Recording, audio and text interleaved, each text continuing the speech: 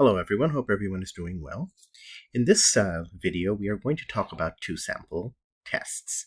Now, in previous videos, when we talked about hypothesis testing and when we talked about other tests that we did, we normally tested on one sample and we tested whether the population mean was equal to a certain number or greater than certain number or equal to certain number or not equal to certain number. So if you notice, we would have this one sample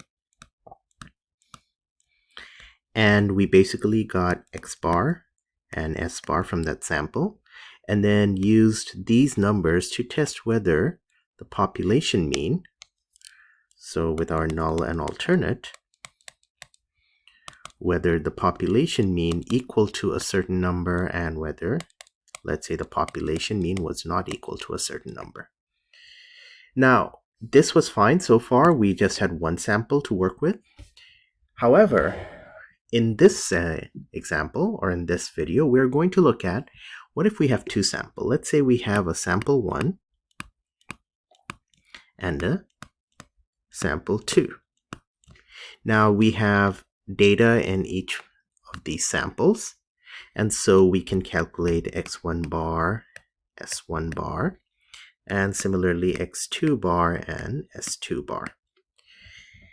Now we may want to test whether these two means, are they equal to each other or not equal to each other, or is one greater than the other and is one less than the other. So we are going to look at whether x1 minus x2 bar, are they equal? So this is what I'm going to test. So in our example then, the hypothesis testing might be something like where I'm testing mu1 minus mu2, is that equal to 0 versus mu1 minus mu2 is not equal to 0, or maybe mu1 minus mu2 is greater than 0, or maybe mu1 minus mu2 is less than 0. So let's start with just that. Since we talked about greater than and less than, the one-tailed test and hypothesis testing, they would kind of follow the same route. And so in our example, like what kind of real-world examples could one be? Let's say we have two stores in two different parts of the town. Do they have the same sales over a course over, like, say, 1 month? Or let's say we have two different offices. Are the productivity levels in those two offices the same or different? So we can use two sample tests to look into those examples. Now, how do we do the test? Again, we have basically, since we are testing the two averages, the x bar, x1 bar, and x2 bar, so in this case, we are going to assume sigma 1 and sigma 2 are unknown. So we don't know exactly what the population standard deviations are of either of those two samples. So then we don't have to use z-tests. So z-tests are then not needed. We are then going to solely rely on t-tests. Now, if you remember from before, how when we wrote the formula of the t-distribution, or doing a t-test, we did t-stat. So this was the t-stat that we used to calculate. We had our x bar minus mu, which we got from our hypothesis statement. So whatever mu was, we are testing it against that. And then divided by S bar was the sigma, or the population, the estimate for sigma, which is now S bar is the sample standard deviation divided by the square root of n. So we could have written this slightly differently as, if I took this underneath the square root, then what I would do is just write like that. So I could basically just do a little manipulation and write it as that. So we are going to just kind of change the t-stat here. Now instead of x1 bar, basically now we have x1 bar. Instead of this, now we have going to be x1 bar minus x2 bar. And then since instead of having 1 mu, we now have two mu's. So now instead of mu, we are going to write this as mu1 minus mu2. And we now also have two n's. We have here n1 and n2, two sample size. So we need to adjust for that. But let's talk about it a little later. Now the question is, what about S bar? We have two S's, S1 and S2 bars. How do we deal with that? So in that case, we actually have to work with two different scenarios. So one scenario is we are saying sigma 1 square equals to sigma 2 square. We're assuming they're equal, but unknown. So in that case, what we would do is we would basically find the average value of the sigma, or the average value, or some kind of estimate for the sigma. Since they're equal to each other, we just don't know what they are. But what we have is S1 bar square and S2 bar square. This is what we have. So from this, we are going to find what we call a pooled standard deviation. Now what that is, if I wanted to pool, let's say, two numbers, so if I pool standard deviation here basically means a weighted standard deviation. So if I had, let's say, two numbers, if you think about when we talked about weighted averages, let's say we have frequency, and so in our case we have the frequency and the number. So if the frequency of a number was 5 and the other one was 6, and the numbers are 2 and 3, so the number 2 appeared 5 times, the number 3 appears 6 times, we would basically find, one way of finding is basically doing 2 plus 2 plus 2 plus 2 plus 2, and 3 plus 3 plus 3 plus 3 plus 3. So, there should be another 3. So then we do that, since that's a frequency, we add it all together, and then we divide the sum by 11, because frequency 5 plus 6 equals 11, to find the average. The other way of doing it, we would just say is 5 over 11 times 2 plus 3 over 11, or sorry, no, 6 over 11 times 3. And then we could find the pooled averages. We are doing something here, something very similar, with just, since we are dealing with t-values, we just have to take into account the degrees of freedom.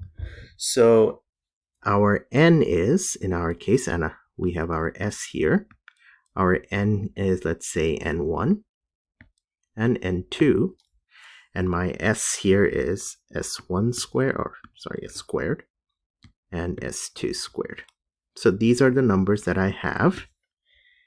So what I would do is, just very simply, I would just write it as n1. If I were to find, without thinking about degrees of freedom, basically I would do n1 over n1 plus n2 times s1 squared plus n2 divided by n1 plus n2 times s2 squared.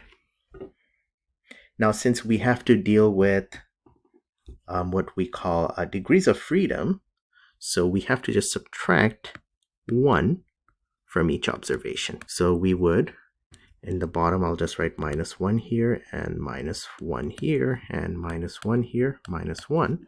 So then this becomes n1 minus 1 over, and this number is what we would call the pooled standard deviation. So if I were to write it a little nicer, let me just write it in equation form. And so this is our formula. So basically what we're doing is we're just taking the weighted average of those two. And so this is our formula. So what we're doing is just we're taking the weighted averages of the sample variances to find the pooled standard deviation, or the variance first, and then we can square root it and find the pooled standard deviation. So if we go up to our formula here now, I can see that S bar, instead of this being here, what I would write here is SP squared. And instead of n, so instead of writing it as S bar over square over n and square root the whole thing, what I would do is basically write S square bar, instead of the regular one, I will have the pooled, times 1 over n1 plus, I'll put some parentheses, 1 over n2, and then I'll put the whole square root underneath that. So if I were to write down the t-stat in that way, using the pooled standard deviation that we have here, then I would write it as, or we could write our t-stat like this. So we have our t-stat formula, and we can use this to find out whether the two sample means are equal or not. And then we would then find and use the same method as before. So we would find a t of critical value, and then we would compare the t-stat with the critical value. Since we're doing a two-tailed test, we would say that if the absolute value of the t-stat is greater than the absolute value of the t critical value, then we reject the null. Or if not, then if it's the other way around, we do not reject the null. So let us try to use this formula in this problem. So let's say we have two bank branches, and these are the average wait times in those two bank branches.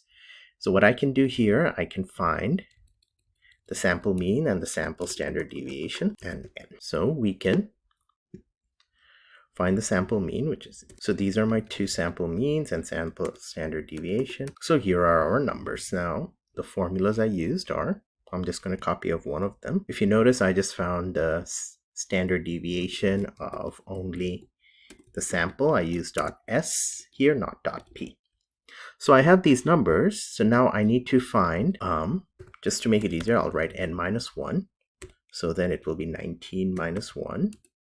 So 18 in both cases. Since they're equal, so that's fine. If they were not equal, then I had to use different n's. So after calculating all this, now we have to find the pooled variance. So to find the pooled variance, let's first find the first part, and then we're going to look at the second part. So the first part would be n1 minus 1, which we already found, divided by the sum of those two numbers. So it would be n1 plus n2 times the standard deviation squared. And I would do the same thing for this number, and I get those two numbers. Let me just copy the formula below so you can see what I did. And so now my pooled standard deviation, or pooled variance, sorry, would be just the sum of these two numbers. And I get 9.52. Now let's say, I haven't really written my hypothesis yet. I should have done that before, but let's say my hypothesis is I'm testing that mu1 minus mu2 equals 0, which means mu1 equals mu2, and the alternate is mu1 minus mu2 is not equal to 0. So we are testing that. So now this is my t-stat. I have my x1 and x2. I can make either one x1 and x2. If you like positive numbers, then you may want x1 to be 6, x2 to be 4.52. It's fine. So in our case, let's write the numerator. And let's say it is going to be 4.52 minus 6. So I get this number is 1.547. And the denominator would be, it's going to be either this number or this number. So let's actually use this. So instead of having pooled standard deviation or pooled variance, let's make a pooled standard deviation. So let's write this here, which would be equal to the variance to the power 0.5. So I get the number to be 3.08. Now, if you look at this number, it's a good thing to check that my sample standard deviation was 2.83 and 3.31. 3.08 is between those two numbers. It should be always between those two numbers. If it isn't, that means you did something wrong. So it's better to go and check. So then my denominator would be just, I already calculated SP, like the standard deviation, so all I need to do is write pool standard deviation times square root 1 over n1, which is 19, plus 1 over n2, which also is 19. And I get that, so my t-stat is going to be numerator divided by the denominator. So I get around 1.47, or negative 1.47. Now after this is my t-stat. Now I need to find the critical value of t. Let's say my critical value is at alpha is at 0.05. In the questions, it will be given to you, like which alpha to use. Let's just say we're using alpha equals 0.5, so I will use t.inv. I'm not going to use 2t because I like to do 0.05 divided by 2. Now the degrees of freedom is going to be my n-1 plus n-1, so it will be 18 plus 18, and I get it to be 2.02. So if I draw my t-stat on the graph and plot it, let's say this is my t distribution, then my critical values are going to be at negative 2.02 and positive 2.02. And my t-stat, which is here, this is at negative 1.47, or 47, which is in the non-rejection region. So this is the non-rejection region, and my t-stat falls there. So what I can say is that the t-stat is in the non-rejection region, so we do not reject the null. Now we can also find the confidence interval of the difference between those two sample averages. So the confidence interval, this will tell us, let's say at 90%, 95%, or 99% level, what is the difference ranging between what two numbers. So first let's find the confidence interval, and then we can explain what it is. So this is the formula for my confidence interval. So let's just bring out the numbers down here so we can calculate them. So I need the sample means, I need the t alpha over 2 since we are doing it at, basically we need the critical value, and I also need the pooled standard deviation, or actually I just need, I need the pooled variance, which I can use later. Okay, and this, actually let's just bring the difference. So we can write, it would be easier, x1 bar minus x2 bar. That would be easier to deal with. So now that we have these numbers, we can plug them here. Down there, I made the critical value positive just so that it's easier to find the lower bound and upper bound. So from here, the first part is x1 bar minus x2 bar, which is this number, minus the critical value of t times the square root of the variance squared times 1 over, n1 is 19, as we saw before, plus 1 over 19. That was assigned as the sample size of n2. So my lower bound is that number. Now if I were to find the upper bound, it would be, again, the difference plus the critical value of t times square root of the pooled variance times 1 over 19 plus 1 over 19, and we get that number. So these are the formulas. So this is telling us that, so we can say now that the 95% confidence interval is telling us that the difference in wait times between these two branches ranges from negative 3.50 minutes to 0.55 minutes. I can also use the built-in program in Excel to do this test for me. So if I go up here, this is my the menu, and if I click on data, and I'm using a PC, in a Mac it's in a slightly different place, but it's also called data analysis in Mac. So if I click on data analysis, There are a lot of options available for me. From that, I will pick t-test two-sample assuming equal variances. So I'll click on that. So once I click on that, I need to include the variable 1 range. So I click on that arrow and I pick the name too, and I select all the numbers in variable 1. I do the same thing for variable 2 and I select the name 2. And the reason I select the name 2, I'll say that I have labels, and then it will give me these two names as labels. The hypothesized mean difference, if I go to the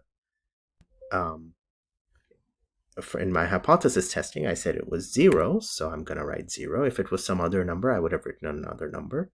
Output, I'm just going to put it here in the same page. So again, this is what I did. A recap, I selected all the numbers in variable 1 and variable 2, said the hypothesis mean difference is 0. I added the labels. My alpha is 0.05. I'll click OK, and I get these numbers. Now, if you notice, my numbers, the means, they match. That's good. The variance, I haven't calculated the variance, but I can see my pooled variance is 9.52, which is the same as here. My t-stat is 1.472, which 1.472 or negative 1.472. I can find the two-tailed critical value is 2.02. They dropped the negative sign, but since it's on both sides, it doesn't matter. They also calculated the p-values. I can also find the p-values. So what I could do is do equals to. So p-value would be equals to t dot dist. It is a two-tailed test, so 2t. So I would say it is this number. And degrees of freedom is going to be 18 plus. I guess they don't want a negative sign in front of me. So let me just remove the negative sign. And I get this number, 0.1496, which is the same as. And so I would get the same results. This is my t-stat. I compare it with, since I'm doing a two-tailed test, so I would compare it with this number. And I would draw my conclusions from that. Now this is two-sample assuming equal variances. What if the variances were not equal? So the other test that we were supposed to do is here. We have the two samples. We are assuming that the variances are unknown, but we are assuming that they are equal. What if we have sigma 1 and sigma 2 are unknown and unequal? What if we think they're unequal? In that case, the method is kind of complicated, so we're just going to use Excel to do that. And it is the same idea. What we will do is go to data analysis, and we are going to go to below to t-test two-sample assuming unequal variances. We're going to click on that. We will pick the first one, which is all these numbers. The second variable has all these numbers. The hypothesized mean difference, we can say is 0. I have labels. And I want my output in, let's just put it right here. And I get the numbers here. So here I can see that my t-stat is negative 1.47, which is very similar to what I had. The two-tailed critical value is 2.03, so it's negative 2.03 to the left and 2.03 to the right. My t-stat is going to be 1.47, negative 1.47, so it is right here. So then we are in the non-rejection region, so we do not reject H0. And this is how we would do our two tests. Hopefully this was helpful, and I will see you at a later video where we're going to work on some other types of differences between two samples. Have a good day.